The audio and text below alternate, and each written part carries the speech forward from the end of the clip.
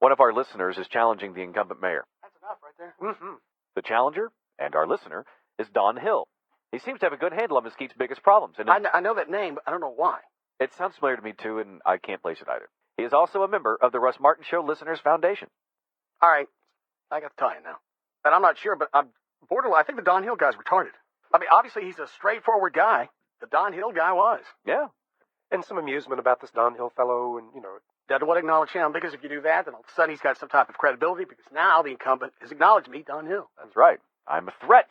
The good doctor is correct when, hey, at least he's got his name in the paper. And that's a big thing for Don Hill. Kind of acknowledged Don Hill. Let's get a little closer to me. Let me rub them thighs, big boy. Oh my God. So I'm drinking Jim Beam Vanilla and Diet Coke, even though we just bought Glenlivet Founders Reserve or something, and then Proper 12. You refuse to drink because you're trying to get that puss.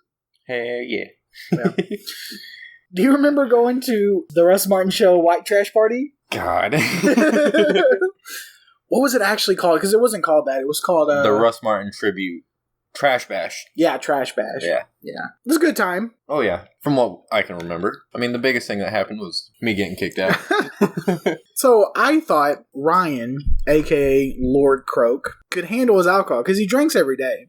Now, that may be an attempt to kill himself with alcohol poisoning, but he still drinks every day. I'm like, okay, we're going to pregame. So I get you, Jack Daniels honey. Yeah. And then I have, I think, not Crown Royal, Texas Crown. Mm. And we're drinking at the house a few hours before. Start heading over there. We have it in our coffee cups. And I was fine. I was fine until I got the second Vegas bomb, and I was like, oh, this is it. I'm about to crash hard. We're drinking, through the Uber, in the line. Everything's going fine. And then we get in, and I didn't realize how few people really showed up. And the people that did show up didn't bum rush the stage like every other concert I've been to in my life. Like, literally, there was, maybe total 60 people there? If that.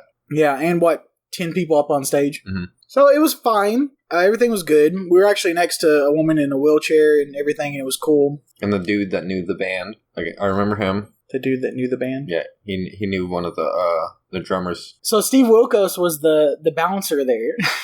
The bald guy that was in between the stage and the railing. Okay, the bar's literally right there. Right to your right. There it is. Before we get this far, we go and get merchandise. Messer had halfway decent line. Mm. Russ Martin had a very long line. Yeah. And then the tribute to Metallica, no line. Which, their chick had the biggest tits. So it's kind of... Yeah, it doesn't make sense to me. So we go to Messer first. This poor guy, he was like, let me see if I have the size. And my card reader isn't working. They're bringing me a new one. And he's like, I don't have access to the cash box. Just really unprepared to make this business transaction. But eventually we got it. I did get the wrong size shirt. So theirs is the smaller because I have large. I asked for extra large. But I mean, this guy was, yeah. You got a shirt from Messer too, right? Yeah. The Jack Daniels version? Yeah. Yeah. So it looks like a Jack Daniels bottle. Still wear it. Good. Yeah. Fits me like a glove. Like a glove? Mine don't. Mine's too small. It's fantastic. I love it. And then we went to Russ Martin, and I got a shirt and a sticker, and I think you just got a sticker. Yeah. Yeah. And then we went to, was it Raisin Hill? No, Kill 'Em All. Kill 'Em All. I'm looking at the poster on my wall. So Kill 'Em All, and you got a beanie, and I got a shirt. Yes. The shirt's nice. Their shirt's nice. Yeah, I enjoyed it. I did like their shirts. I wore it to my dad's house one day, and he was like, I'm so confused. Is that a Metallica shirt? I don't understand. I was like, well, it's a tribute band. So Ryan puts this beanie on, right? And he's setting up on the stage. We're in basically the front row. And when they do their song, or when they do their songs and they leave, they're like, oh man, I see we have a fan in the front row because you already have your beanie on. And he gives you the cover letter of their songs. I was like, wow, that's cool. And he gave it to me, of course, because I like stuff like that. And then it happened again because you put on the Messer shirt. Mm-hmm. And then they threw you the autograph pick. Yeah. Which you also gave to me. That one we missed catching, and then Steve Wilkos had to get it for us. But still, it was fine. So everything was going good, right? We had all that drinking done. We started off with some Vegas bombs, so we would be awake through the entire thing. Then we had second Vegas bombs. Then we started going into liquid marijuana, and I think I brought you a Scooby snack, tall. Yeah. And then you were like, no, I can't. And I was like, oh, okay, that's fine. I'll drink both. And then you just disappear. So Dan O'Malley comes out, does something. Then you got Jerry comes out and does something. Big Stacy and Dr. Scott? What's his therapist's name? Man, it's been so long. The therapist of Russ Martin. And I'm like, man, he's still not back. And then you text me, or no, I Snapchat call you, video call, and you're just like, I'm just in the bathroom. I'm like, okay, I mean, whatever. And then you're like, LOL, I got kicked out. And then I call you and I'm like, where are you? And they took me out of emergency exit, and I was sitting on the side of the building. So let's get your point of view. So you're in the bathroom for like 3 songs, so like 30 minutes, right? Not even 30 minutes, like 15, 20 minutes at the most. It's a longer time. It's not like just a quick in and out. Well, and yeah. You're what, in a stall? Is the door locked in the stall and you're throwing up? Yeah. And then what happens? Like, I get out and I go, like, wash my hands and shit. Yeah. I, like, wash my face, like, splash water in my face, like, trying to cool off a little bit because it was hot in there. Right. And, like, this guy, he comes up to me, taps me on the shoulder. Hey, boss man, go ahead and follow me. I'm like, all right, cool, bet. Like, give me some water. He's going to give me some water, let me sit down for a little bit, like, get my bearings, like, let me cool off. Yeah. Nah. We start going up the stairs. I'm like, oh, shit, VIP seating? All right. And so we go around, and we're going up the stairs, and he opens an emergency exit. I was like, is this, like, where are we going? He's like, oh, you got to leave. I was like, excuse me? He's like, yeah, you have to go. You cannot be here. It's like, why? It's like, because it's public intoxication. You were overserved, and, like, we need you to go, because we're not responsible for this crap. Like, if you get hurt, you're going to sue us. I'm like, I'm not going to sue y'all. Like, it's fucking, like, if I get hurt, it's on me. Yeah. And he's like, we're not going to risk it. Like, you just got to go. This is not any of the people I was talking to afterwards, No. right? Okay. It was totally like different. some like skinny, like Hispanic dude, like Steve Urkel looking. I get this text and I'm coming out, and there is one of the larger black guys as a security guard sitting there, and I'm like, hey, what happened to him? He's like, he got kicked out.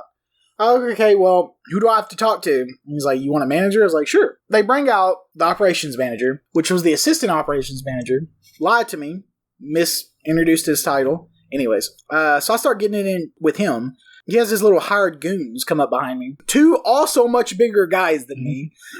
And they kind of get really close. I mean, they get within like 2 steps away from like touching me. And I turn around and I'm like, all right, who's going to touch me? And the manager's like, nobody's going to touch you. We're just going to wait for the police. Okay. And I like how you were saying in your head that, wow, you really bowing up to 3 people bigger than him.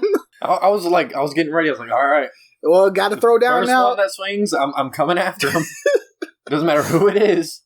Like, I'm just going to throw down right then and there. Like, and in hindsight, I didn't realize, because I was like, man, when they did get the police officer involved, I was like, man, I was treated really well. Mm-hmm. And at first I was like, because I'm white, but he was black, so I guess that doesn't matter. But then I realized that he wasn't really a cop at the time. He was security. He was hired off duty. That's why he didn't do anything. The one thing that was kind of upset is I had half of your Scooby snack with me, and he was like, is that alcoholic? You have to leave that on the premises. Which, thinking back, Abbott just passed that law that you could have alcohol outside of premises. So I was like, man, I could have kept drinking. So they kick us out. Well, I was free to go back and watch the concert until I said F you to the manager, and clearly I wasn't allowed there anymore. I sit over there with Ryan waiting for the Uber, and then the security guards come and sit next to us, but don't look at us at all. And then I just keep talking crap. yeah. I was just, I was like, man, they got these fat guys out here watching us, or whatever else I was saying. And then the officer came up and was like, can you wait for your Uber at the street? So that was that. See, that wasn't so bad. And then you go off. You're like, do you know who this is? Oh, I forgot. And you were shouting my name. I was like, oh my God, he's going to get me arrested. So yeah, I forgot in my drunkenness, I was like, I want Dan O'Malley out here right now. I want Chloe Rayborn. You see this hat? He signed it because I'm his friend. And then I was like, this is Ryan Case. Do you know who this guy is? Do you know who Ryan Case is? You're going to get messed up when you find out who Ryan Case is. So the next day, like, we get home, like, we get an Uber home, like, we're good. Yeah. The next day I wake up and I have 3 emails from the House of Blues. Yeah. One of them was a video Okay. of us trying to fight the cops. Good. The second one, it was like a ban. They're like, yeah, you are temporarily banned from this date until this date. And it said, like, 2 years. I was like, 2 fucking years. And then they sent me another email. And they're like, sorry, we only meant 1 year. I'm like, oh my God. So I'm like, well, damn. that's unfortunate because Steve-O's coming like in a couple of weeks. Yeah. Like I wanted to go because he's going to the House of Blues. Right. And I can't go. I think you could. I can go now. Okay. Because they emailed me again the other day. And they were like, so after reviewing your file and everything, we decided to lift your ban. So they called me like a couple of weeks ago. Yeah. They're like, hey, we have your debit card. Didn't realize I lost it. I don't think you lost it. I think you left it at the bar for a tab, remember? Yeah. Yeah. Clearly we're going to go get it back. Like everything's done on my phone. Like I have everything set up to where I can pay, like tap my phone to the register and I'm done. Yeah. Like I rarely pull my wallet out unless I have cash. Yeah. Man, also, I got no love I posted on like the Russ Martin Show, like Facebook groups. No love. No love. They were just like, you caused problems. I was like, we really didn't. Because it really upsets me. And I was talking to the officer about that because you do have a constitutional right to privacy. And that goes beyond the government. And I think any state, any government would say that a bathroom is a private place. Yeah. That's why they always have stickers in there that says don't shoplift because they clearly can't put cameras in there. The fact that a security guard came in and kicked you out because you were throwing up, number one, they don't know that you're intoxicated. They don't know what's the reason for it. You did eat food there. Maybe their food caused the issue. That's the whole problem that I have. And the reason why we got treated so poorly is because it was a free concert. We paid, what, $20 a piece to Lieutenant Dan, that's not right. Captain Howard. Captain Howard of the Dallas. He definitely had legs. He did. Captain Howard, former chief of police for Dallas Police Department, which is now that Russ Martin has passed, I think he's the chairman of the Russ Martin Show Listeners Foundation, which link is in the description if you want to donate. They benefit the families of police officers and firefighters that fall in the line of duty within Dallas-Fort Worth. And the House of Blues didn't care about us because it was a charity event, so they literally treated us like dog crap. It didn't matter what they said went. They wouldn't even let me talk to a higher supervisor, so it was garbage what they did. And I don't want security guards watching people use the bathroom. Personally, no. I think that is a huge overstep of their quote-unquote private property, which is open